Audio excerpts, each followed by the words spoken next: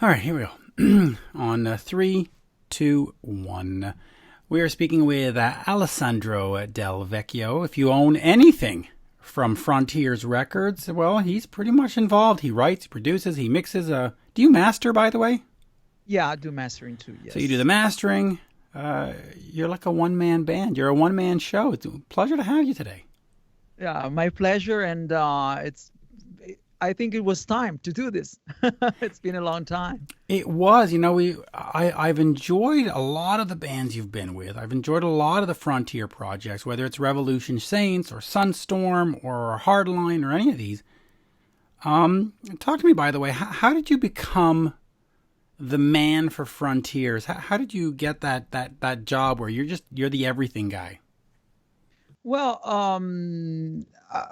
years ago, around 2004, I had my first album with Edge of Forever with the label that back then was the like leading on the market, which was MTN Music from Germany.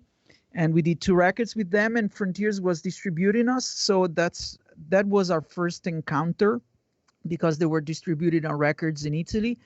And for years we've been in touch, and I mean we were like talking mostly about records that I was doing for other labels. And then one lucky day I just wrote them and I said, well, do you need songs? Or I mean, there's a way that we can do something together. And they asked me for songs for Robbie LeBlanc for Find Me. And I sent the first song and they liked it and they picked it. Sent the second one, they took it. Third one, same thing. After the sixth song, in few days, Serafino wrote me back and said, well, do you want to write for Johnny Gioeli? And I was like, well, that would be a dream come true for sure. And he said, do you have something that could fit a record with him? And I was like, well, not now, but I can go in the studio and write it. And I wrote Fever Dreams. I sent Fever Dreams to him. He sent it to Johnny. Johnny wrote me back, and that's how I started. I mean, basically, Hardline was the first album that came out with my let's say hands-on production and some writing, and it went very well. And then I mean, Serafino is a very creative um, label owner for sure. I mean, he's got always ideas like, oh, we could do a record with this and that. So after the Hardline record, he wrote me and said, well, can you make a list of people you would like to work with? And I put down Jolene Turner, Fergie Fredrickson, and so many people. And we accomplished to do all the records with these people. And then, I mean, after a few albums, people started to ask for my services at the label. And so I started to be like the mixing engineer for lots of records that were coming out on the label. And I mean, year after years, we became, always uh, we became closer partners during the years. And here we are. So basically, I've been the in-house producer for like, I guess 7, 8 years now. So I kind of get access to the projects when they're born. And if I have time, and if the artists like what I do and they see me as their producer or some writer, they just ask to work with me. So that's basically how it went. In terms of your training, where did that come from? How did you become to be in this? Did you go to a school? Is it just self-taught? Because to record, to mix, to master, in the old days, you had you sent it off to the mastering house, and you had the Bob Ezrins and the whoever Mutt Langs, and you had the producers, and you Yeah. didn't have the guys that did everything. Where did you learn these skills? Well, basically, I'm coming from a very musical family, not in terms of being musicians, but my parents always loved music. So we've been surrounded by great records since I remember. And I've always been fascinated by the audio things that were moving in my headphones, and the sounds and the power, and how I could hear all the details. And my father was a live engineer, live sound engineer. So he had an audio service back then. So when my brother and I were, basically kids around, I was probably 12, 13, we started to work with him. So we always had mixing consoles at home. And one day I said, well, can I take the 24 channels and put it in my bedroom because I want to do demos? And he gave me this 24 channels mixing board, and I started to track demos with first I started with 4 tracks, multi cassettes from Tascam. Then the first computers came, and I mean, it happened that people were like, they could see what I could do, and it was because I never thought that I would end up mixing for other people. I always wanted to do those things for myself, for my songs, for my bands. And I didn't even know that you could hire a mixing engineer when I was, when I was a teenager. I thought you would just go to a studio and do everything there. But then, I mean, work after work, people were like, "Oh, do you want to produce our band, or do you want to mix our band?" So I started to realize that what I was doing, which I learned by myself. I'm self taught, but I've been working in the studios and in live environments for years now, for basically 30 years, almost 30 years. So I learned, like the old way. I mean, you start like the coffee guy in the studios, and you start to see how it works. And by luck, I was produced for the first time when I was 16. So I've been produced, and I've seen producers work for lots of years. So when somebody came to me saying, "Well, would you like to produce my band?" I just applied what I saw, and back then you didn't have internet to know everything that you can know today. So, Yeah, and just YouTube immediately, production. No, but yeah. by the way, did your brother go into the music business as well? Well, he's a musician. He's a great guitar player, great blues guitar player. But he didn't become a professional because he didn't want, to pursue this life of sacrifices. And he has his own firm, and he plays with his own band what he wants. He's not that kind of musician that you hire. He doesn't like to do that. He wants to play his own music and play the guitar the way he wants. So we played together for years, but we took separate ways when I started to be a professional, and I had totally different goals in life and music. So I mean, you can call me tomorrow, and I can play in a death metal band if I like the songs. I'm not Nice, I'm nice. not a genre. I'm not a genre guy. I'm just a lover of music, and I don't see myself as a rock producer or a rock musician or a metal producer. I see myself as just uh, I'm just somehow a visionary of music, and I like to see things beyond genre and sounds. I'm in love with the songwriting, no matter the genre. So that's how it went. And that's sort of how I see myself with the rock reporting stuff, because I'll go from Air Supply to Kiss to Metallica to whatever. And I like the diversity. I like that. When you come, for example, to my socials, you don't know if you're going to get Elvis one day or if you're going to get Air Supply.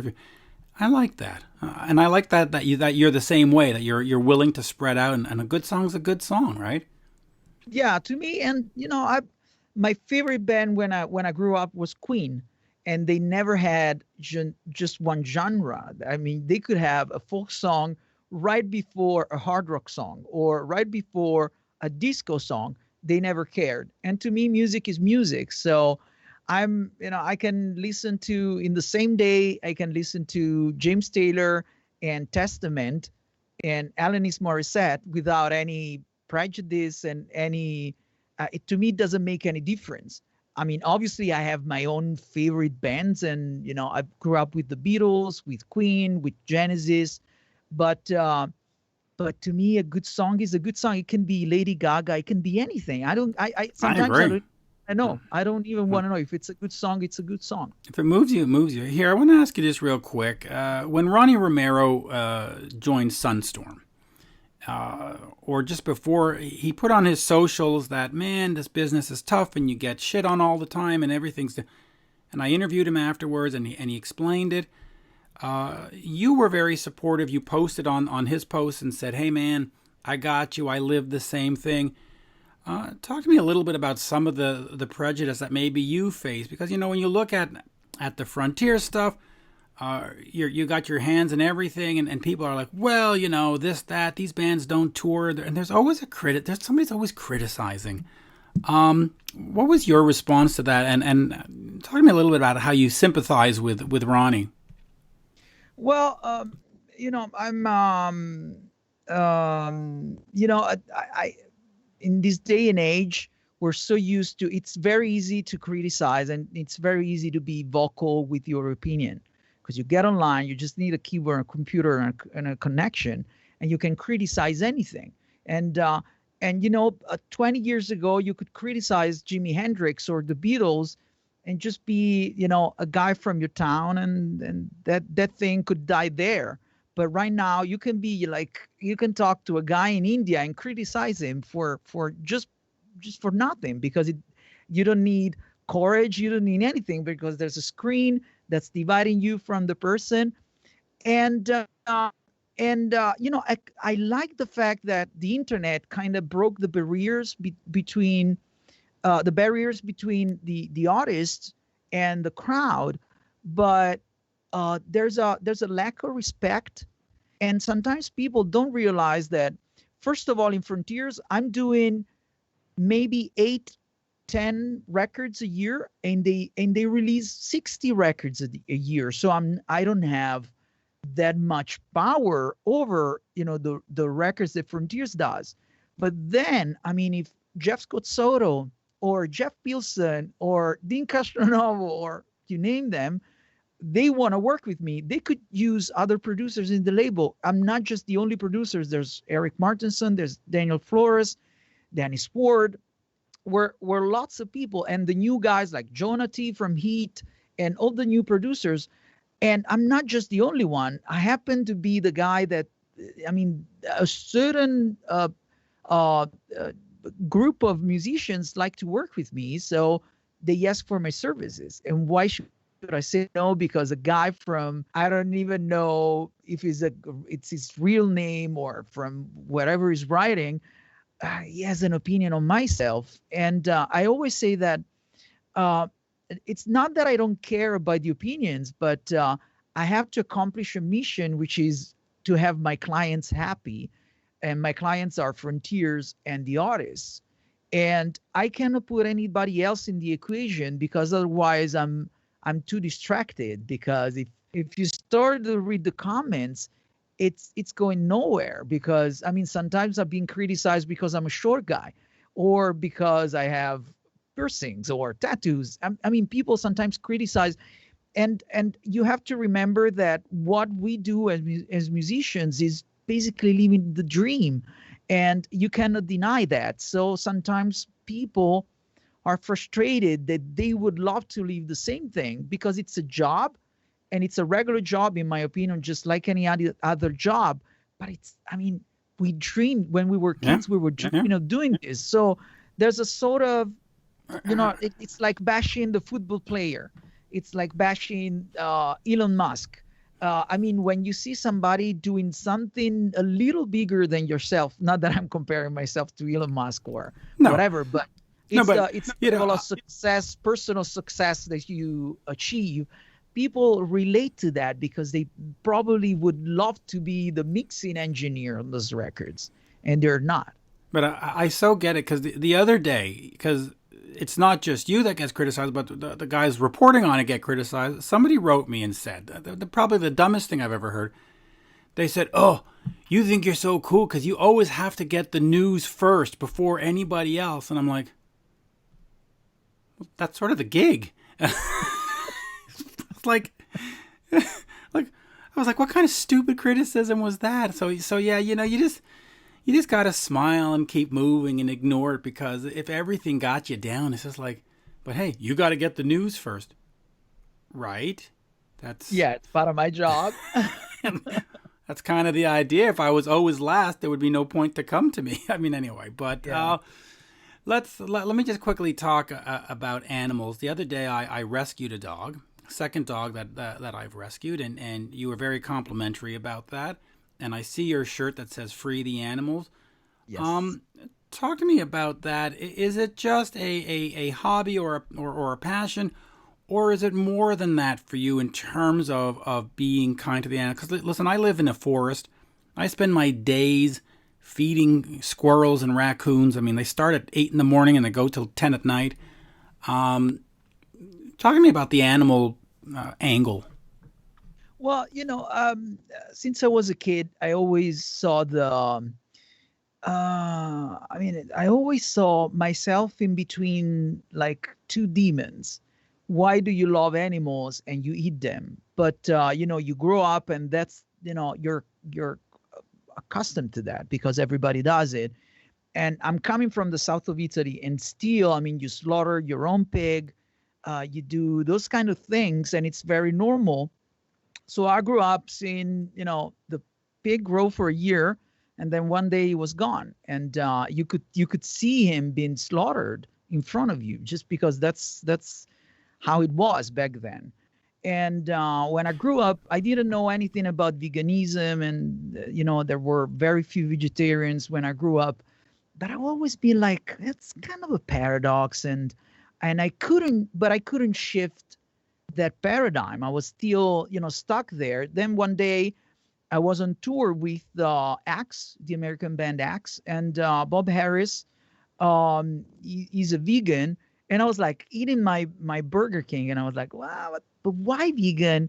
I mean, you could be vegetarian, and it doesn't matter. And he said, well, if you're vegan, you're not part of the animal exploitation, and I don't want to do it because it makes me feel bad, and that it's something that you shouldn't do. You shouldn't harm other living beings, and that stuck in my head. And I came back from the tour, and I was like, you know what?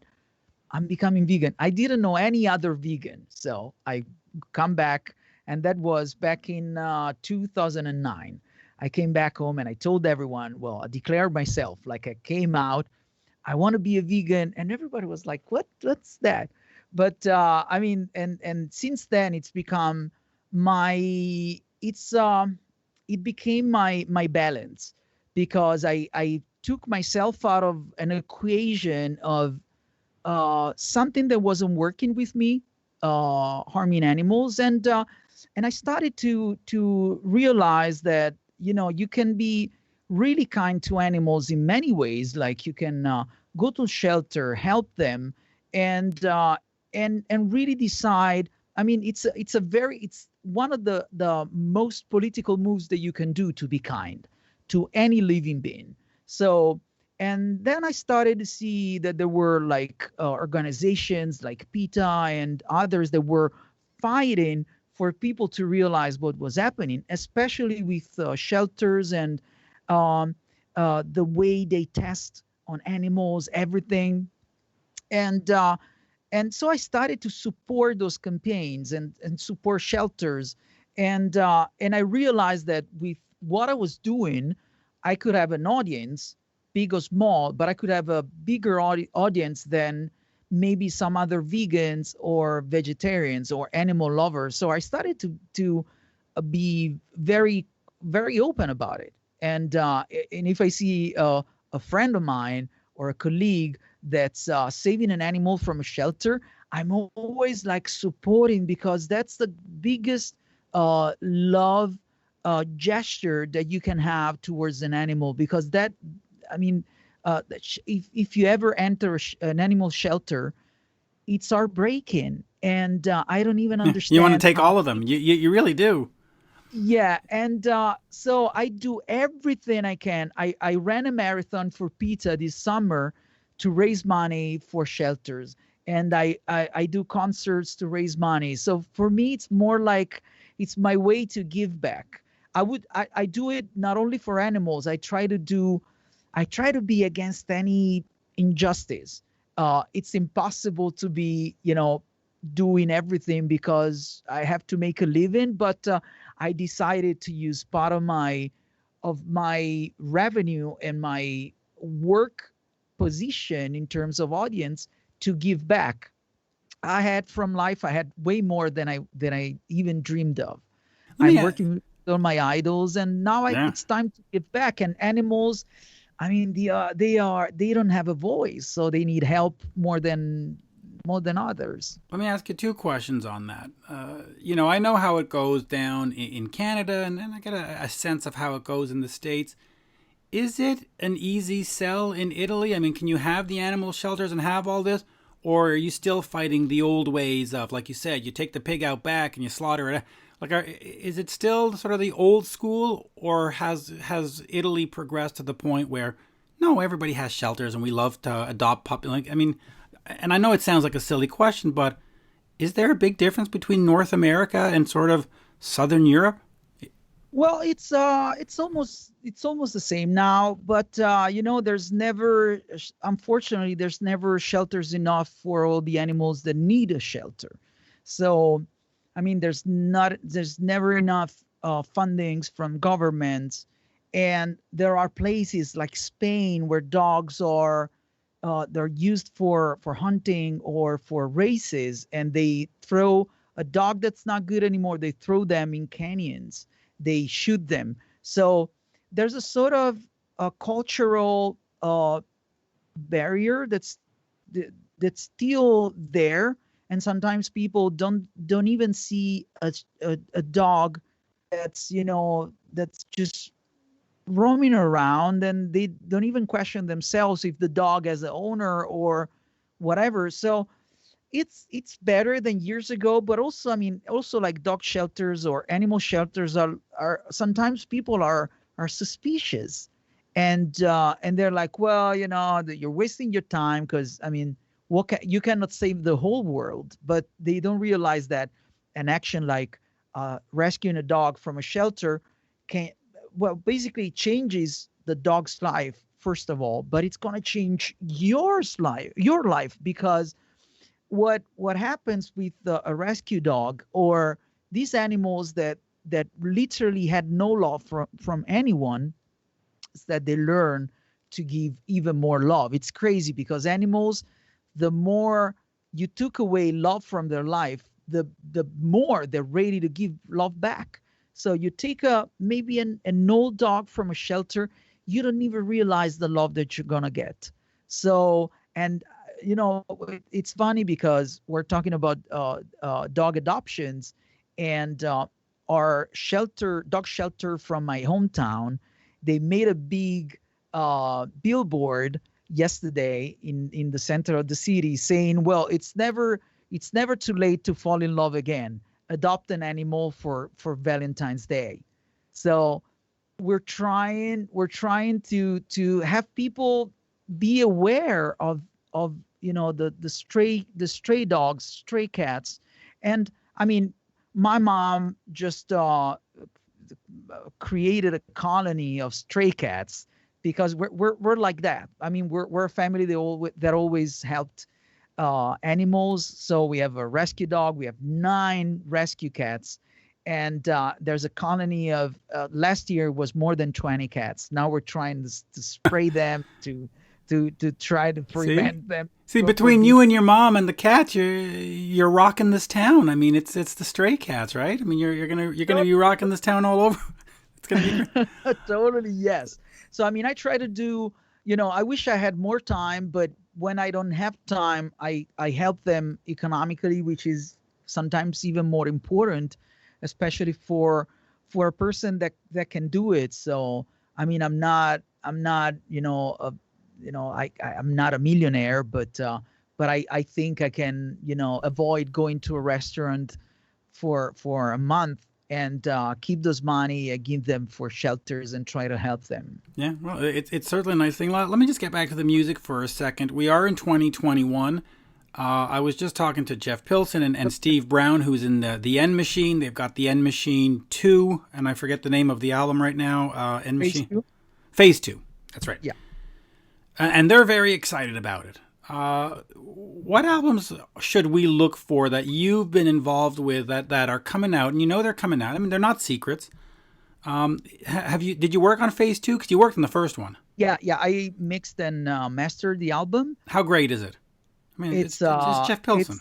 I mean, it's great. It's Jeff Pilson and George Lynch and Robert Mason and Steve Brown. That actually you couldn't tell the difference between Mick and Steve.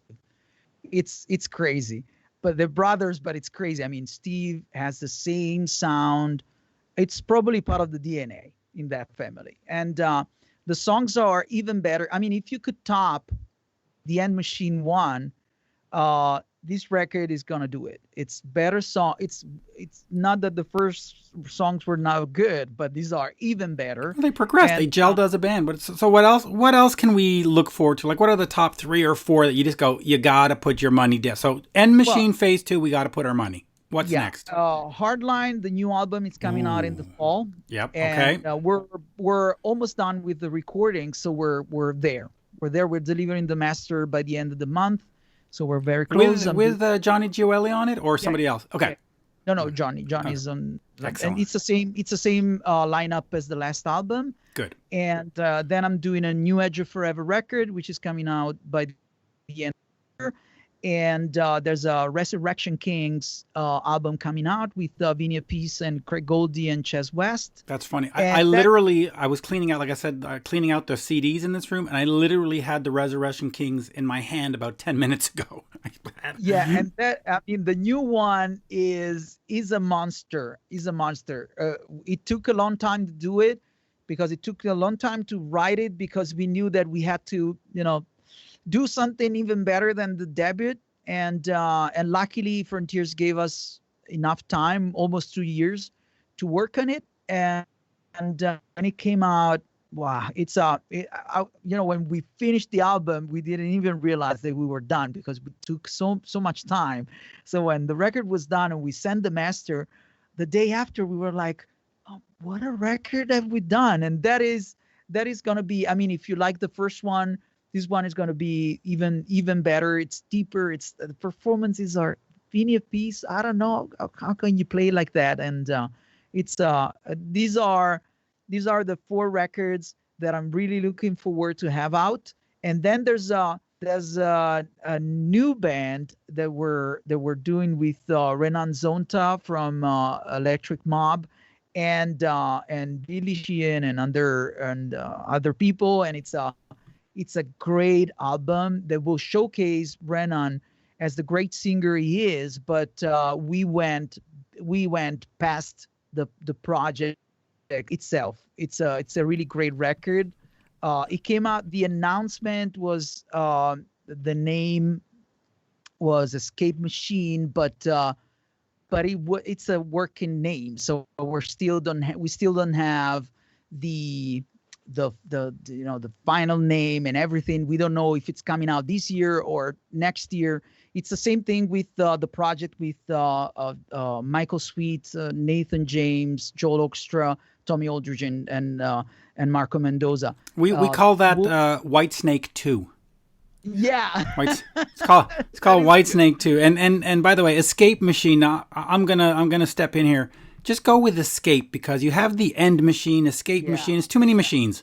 So we're the name. That is just the working title, the working name. But when Frontiers made the little trailers for 2020 for 2021, they wrote Escape Machine, but it's just the name of one of the songs. So that is not going to be the name of the project. But I'm very proud of that record. But the Nathan James one, that guy can sing. That son of a gun can sing. I mean, can you imagine that New and Glorious with Nathan James on vocals, Tommy, Marco, Michael, and Joel? It's got all the checklist done. Everything is there. Yeah. All that's missing is David Coverdale. Yeah, I mean, but I don't. By the way, I interviewed Nathan the other day, and we were joking about that. That's why I'm busting your balls on that because we had that joke. So.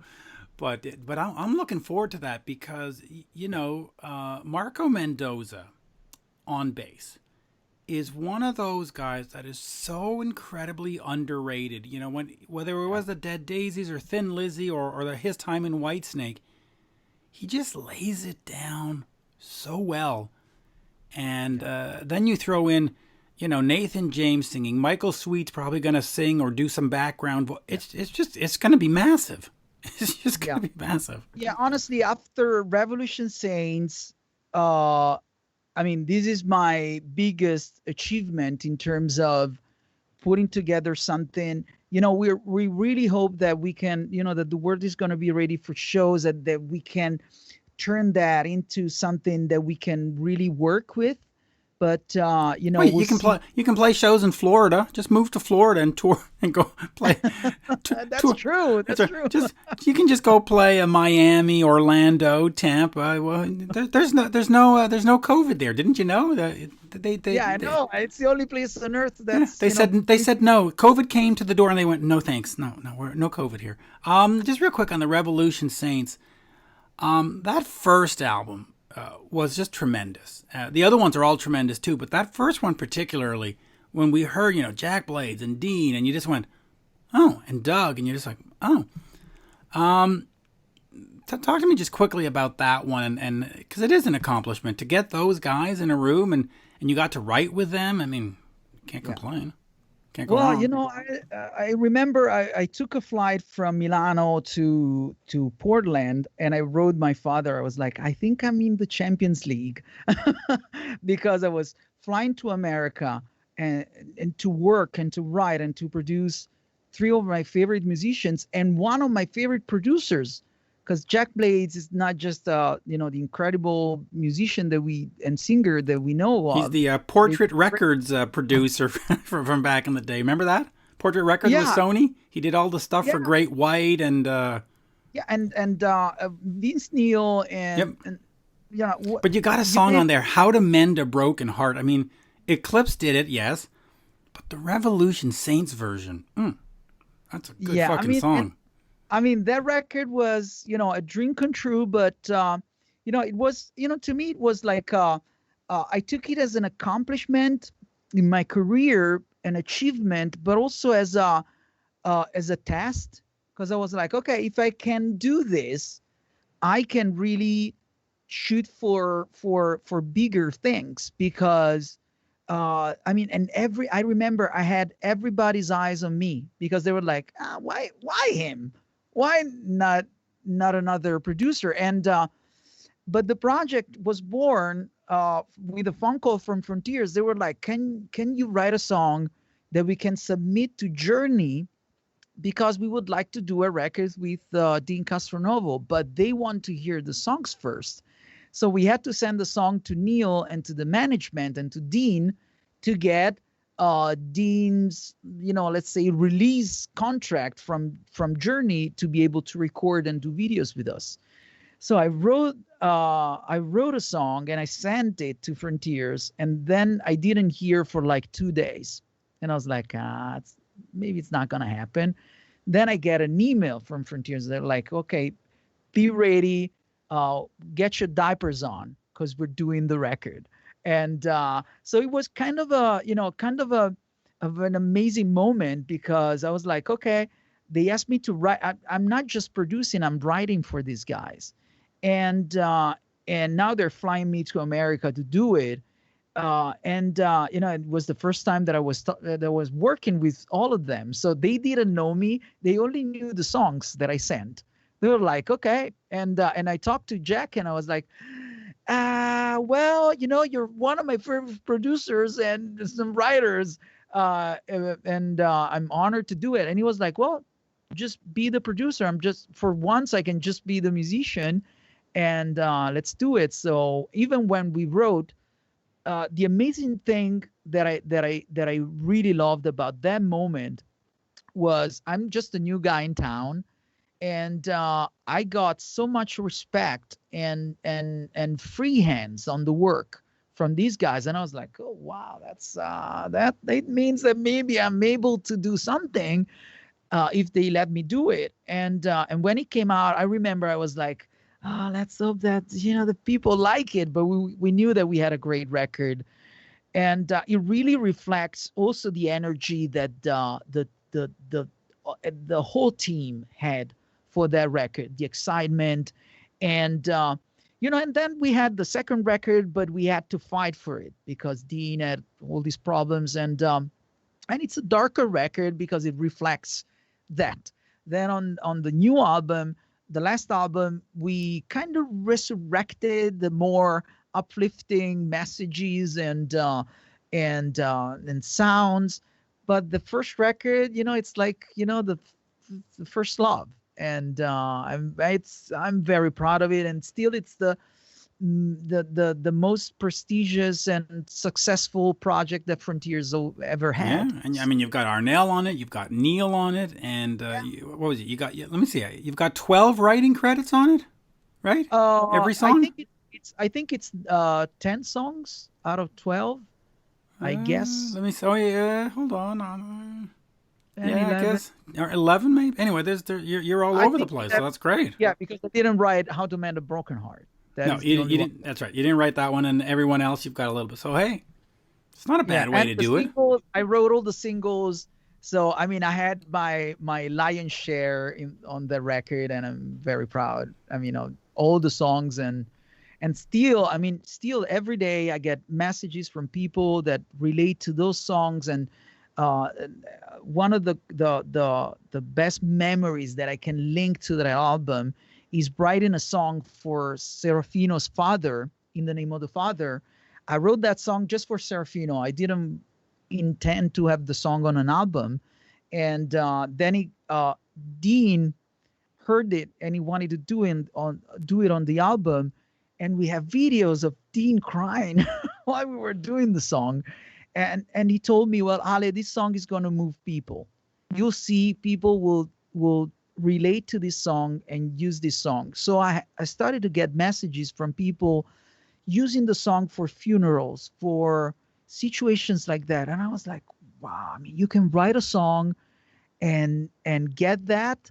It's a deal of a lifetime for me. Oh, it's amazing. And of course, I'll end on this. You had Sound from the Notebook come out last year. Yeah. Where are you in terms of doing your own music and not doing Revolution Saints or Black? Oh, by the way, Black Swan has a new album coming out soon. Yeah, Have you touched that? Yeah, I'm gonna mix the album, but Have you heard any of it yet?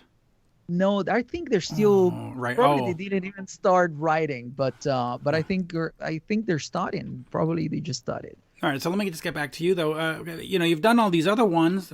Are you going to do more of your own, or is that just sort of like once in a while? I like doing this other stuff. Well, I'm not a solo guy. I gotta be honest. I like the band feeling, and I mean, it was cool to put out the demos that I wrote for those songs, but I also I don't I got so many records out that I don't think I need an Alessandro Del Vecchio solo record out there, since I have Edge of Forever, that I write all the songs and I have the whole vision of the music, and it's, let's say, my own band, my band, and that is enough because I can sing my own songs. But doing a solo record, they ask me for that, but I'm like, I don't know, maybe yes, maybe no, but I'm not a solo guy. I mean, I like more the band thing, The feel, and yeah, the vibe. yeah, yeah, and it's more, and it's I mean, the Sound from the Notebook album, it's a collection of demos that I just wrote alone, just me alone in the studio, and which is amazing, but it's not the way I like to do music, because the interaction, there's something that happens when somebody else is, doing their takes on your song. And I love that, because me is just me. And I'm not a me guy. I love to hear when the song can evolve into a bigger beast than what I just wrote. Because I mean, I could do a record and I could do everything, but I don't know. It's not me. Yeah. Well, hey, listen, we like what you're doing. Keep doing it. Frontiers has saved melodic hard rock, really. So, Yeah. and keep saving the animals. Well, I'll go adopt another 2 or 3 just for you. Yes. Yes, and Well, say hi to the squirrels. oh yeah, they're. I can actually hear them scratching on the door. In fact, the other day you can't see it but I went to feed one and he scraped me, and I went, Wow. "Holy fuck! They have sharp." Cut my hand right open. I was like, "Geez." That's the cost of being kind, I guess. Yeah, but it's okay. I mean, It's all right. It's all part right. of the He got part of his the he got his nuts. I go buy shelled nuts, the walnuts and stuff, and I just Okay. anyway. Merci, as we say in Montreal. That was great, and I'm assuming your weather was better than mine. We started a little late, 'cause I had to run out and move the cars because the snowplow was coming. But hey, thank you, sir. Yeah, our weather is okay. It's we had some snow, but it's a very mild winter, so we don't know what to expect actually from this February, because normally it snows, but it's not. It's warm, so we'll see. I like warm. Warm's good, and let's see if we can get everybody back on the road and playing some shows. And hey, if not, Yeah. make some more music, and let me know about the Black Swan, because that first one, man, that was good. That was really Yeah, good. but I have Robbie McCauley's solo record coming out, I guess, pretty soon. Ooh, that's right. I It's forgot about that one. Is it good?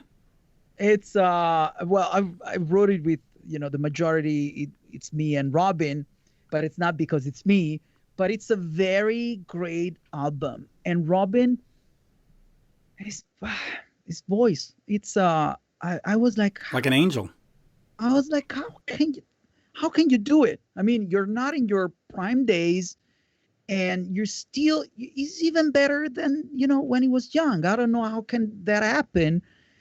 He's singing his balls off, and he's doing very, very good. He's like a monster, literally a monster. He's a great singer and songwriter, and it's you're gonna love it. I mean, if you love Robin's voice, I do. that it's got everything that you want to hear from him. The MSG references, and the harder stuff, the ballads. There's like four ballads on the album. And, well, listen, Anytime, and what are those other songs that he does? All the ballads he did with Schenker are great. Anytime, yeah, that's a great song. Anytime is like, classic. It's a masterpiece. It's a masterpiece, and his voice is great. And listen, even his time with Survivor doing Eye of the Tiger, to me, and I might get some shit for this, but I think that's the ultimate version, because he just really belts it out. Yeah, me too. Because Robin, what I love about Robin is that it's the signature sound. It's like Jeff Scott Soto. It's like Johnny Joeli. It's like David Coverdale. You got those singers that it's them. There's nobody like them. It's something in the natural voice that they have. And Robin, you cannot even say, well, Robin, I can hear your influences. No, it's just one of a kind, and it makes everything special because of that. And the delivery and is always like, it's built in those songs. And wow, yeah, you're gonna love the album. I guess it's coming out, around the summer, and so you're gonna have it through the label's channels. But it's a great record. I'm looking forward to it, and I'm looking forward to interviewing him again. He's a great guest, and he's a great singer. And yeah, man, that what was it? The Schenker Fest tour was just it was just perfect. I mean, they need to do real fest. A real fest. Thank you, sir. Merci. Have a pleasant evening. Yeah, you too, and thank you for the interview, and thank you for saving the animals. Absolutely, anytime. Cheers. Ciao. Thank you. All right, perfect. That was great.